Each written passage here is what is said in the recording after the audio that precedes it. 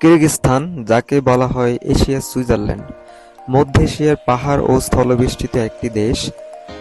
আনুষ্ঠানিক নাম Kyrgyz Republic.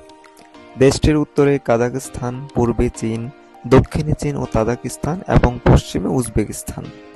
Bishkek শহর এই দেশটির রাজধানী। অফিসিয়াল ভাষা কিরগিজ এবং সহ-দাপ্তরিক ভাষা রুশ।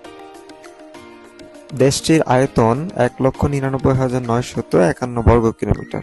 জনসংখ্যা মাত্র ৮০ লাখ। মাথাপিছু আয় $৫,৪৭০ যা পৃথিবীর মধ্যে ১৩৪তম। দেশটির মুদ্রার নাম কিরগিজ সোম, যা $0.11 সমতুল্য। বাংলাদেশি মুদ্রার সাথে তুলনা করলে কিরগিজস্তানের সোম প্রায় সমমানের।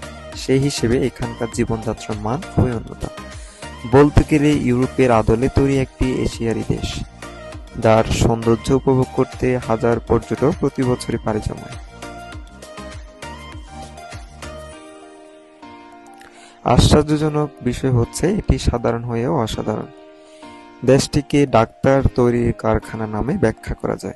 রাজধানী বিশকেক শহরে অবস্থিত এশিয়ার সেন্ট্রাল এশিয়ার ইউনিভার্সিটি, বিশ্বখ্যাত কয়েকটি সরকারি ও বেসরকারি মেডিকেল কলেজ, এর মধ্যে উল্লেখযোগ্য হচ্ছে Kyrgyz state medical university, international medical university,